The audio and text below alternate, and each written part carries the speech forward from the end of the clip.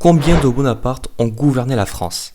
Vous allez me dire 2, Napoléon Ier et Napoléon III. Et si je vous disais qu'il y en a un troisième qui aurait pu lui aussi? Non, je ne parle pas du fils de Napoléon Ier, que l'on surnomme l'Aiglon et qui est mort de la tuberculose en 1832. Je parle du fils de Napoléon III, Napoléon Eugène. Aujourd'hui, je vous raconte l'histoire de celui qui voulait devenir empereur, de celui que les bonapartistes surnomment Napoléon IV.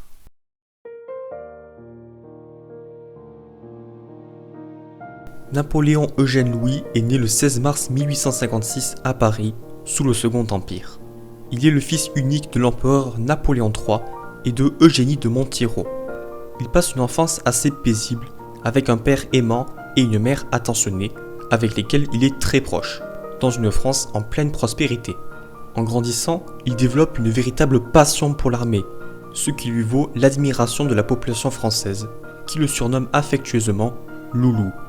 Mais tout bascule lorsque la guerre de 1870 éclate. Son père décide qu'il est temps pour lui de faire son baptême de feu, et l'emmène avec lui sur le champ de bataille, alors qu'il n'a que 14 ans. Il est impatient d'assister à une guerre qu'il s'imagine remplie de batailles victorieuses. Sur le champ de bataille, il impressionne les soldats par son courage et son sang-froid, qui le mettent en valeur à côté de son père malade et vieillissant.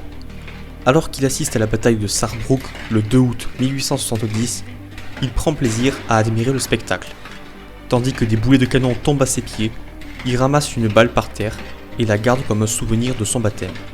Malheureusement pour lui, la suite de la guerre est loin d'être victorieuse. Après la défaite de Wissembourg le 4 août, les Français reculent de partout. Le 27 août, Napoléon III décide d'évacuer son fils de la ligne de front. Il est alors évacué de ville en ville, sous escorte. Il a la sensation de fuir, alors qu'il n'aspirait qu'à combattre. Mais durant ce voyage, il remarque de nombreux convois de soldats blessés et battant en retraite. Tous ont le visage sali par la défaite et maudissent l'empereur pour les y avoir conduits. Ému par ce spectacle, il donne son argent au résident d'une ambulance à Vrigne-aux-Bois. Mais le 2 septembre, l'empereur est vaincu à Sedan. Il capitule et est fait prisonnier. 2 jours plus tard, la République est proclamée. Le prince est abattu par la nouvelle. Son père, qui l'admirait tant, a été battu. Pour sa sécurité, il est donc évacué en Belgique, puis en Angleterre, où il débarque le 6 septembre.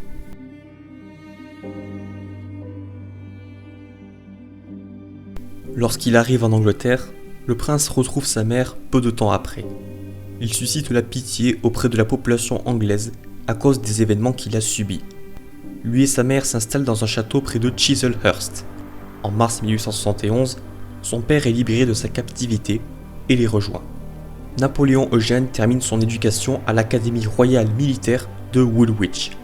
Mais le matin du 9 janvier 1873, en plein milieu d'un cours, son aide de camp l'avertit que son père est au plus mal.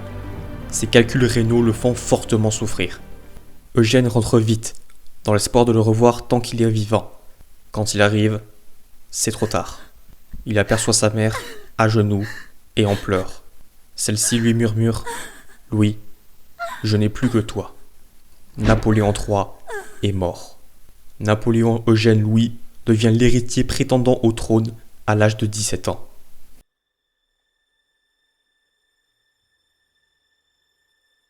Le 16 mars 1874, Louis fête ses 18 ans.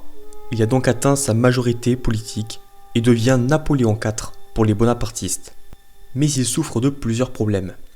Premièrement, il est jeune et continue d'être éduqué.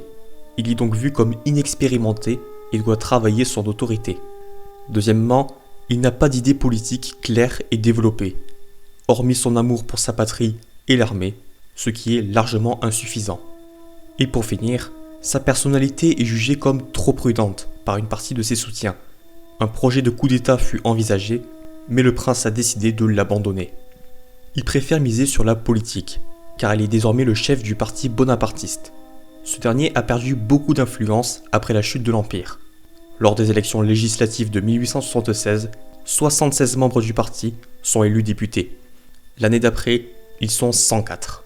Malgré cela, ils sont insuffisants pour peser face aux républicains, largement majoritaires. Et leur alliance avec les monarchistes n'aboutit à rien. La Troisième République s'enracine de plus en plus. Mais le prince ne perd pas espoir. Il sait que son parti ne pourra pas renverser la République, mais il pense sa chute imminente et compte en profiter.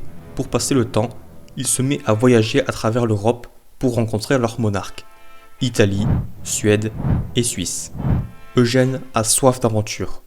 Il veut s'engager dans un conflit pour prouver sa valeur. Il songe alors à s'engager dans l'armée autrichienne qui mène une campagne contre les Turcs en Bosnie. Mais l'empereur refuse, ce qui rassure sa mère, qui essaye en vain de le dissuader. Malheureusement pour elle, une nouvelle opportunité se présente pour son fils. Le 11 février 1879, les Anglais ont été vaincus contre les Zoulous en Afrique du Sud. Pour venger cet affront, une expédition est préparée. Napoléon veut y aller, pour prouver à ses opposants qu'il n'est pas un prince sans envergure et montrer sa bravoure. Mais le ministère britannique de la guerre refuse pour sa sécurité. L'impératrice Eugénie le supplie de ne pas partir, mais il insiste et finit par convaincre sa mère de solliciter la reine Victoria pour qu'il soit pris. Devant cette pression, le ministre finit par accepter.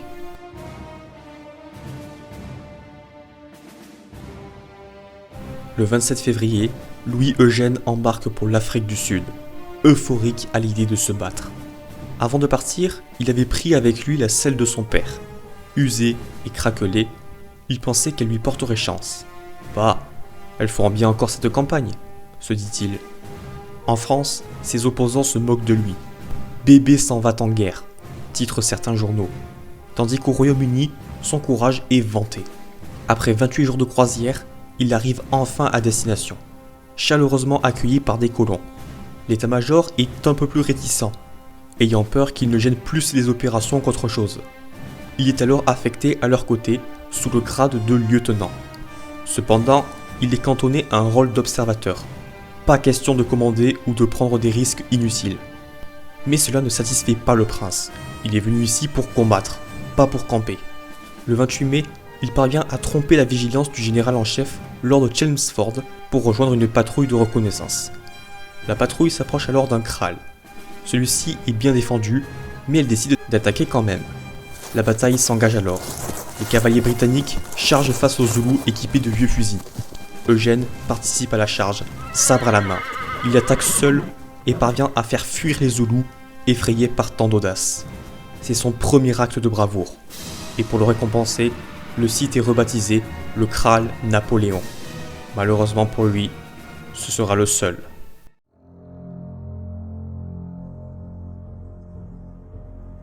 Après son coup d'éclat, Louis se vit attribuer une nouvelle mission. Déterminer l'emplacement d'un campement pour la construction d'un fort. Le 1er juin, il part en reconnaissance avec une petite escorte composée de 6 volontaires et d'un officier dans le cadre de cette mission.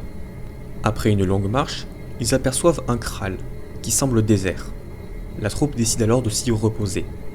Le prince se met à dessiner les paysages tout en racontant à l'officier Carré les exploits de son grand-oncle. Soudain, un des membres de l'expédition alerte qu'il a vu des Zoulous progresser vers leur position.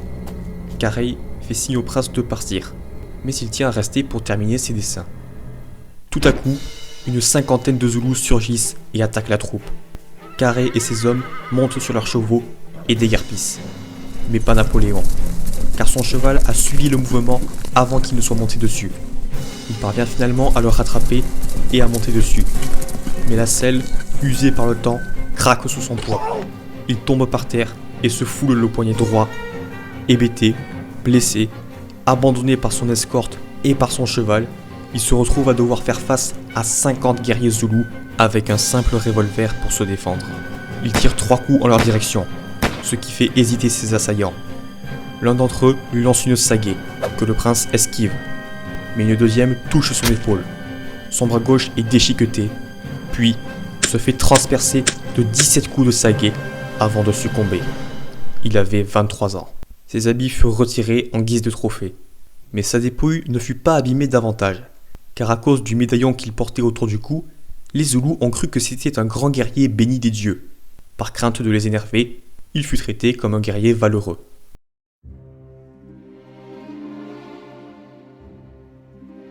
Le 20 juin 1879, la nouvelle atteint l'Europe.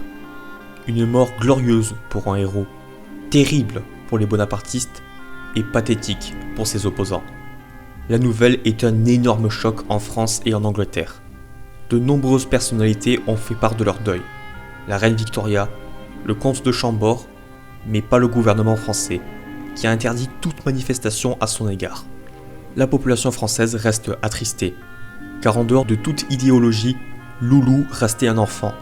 Les Français ont grandi avec lui, ou l'ont vu grandir, et le voir partir aussi prématurément est un grand choc. La nouvelle est encore plus terrible pour les bonapartistes.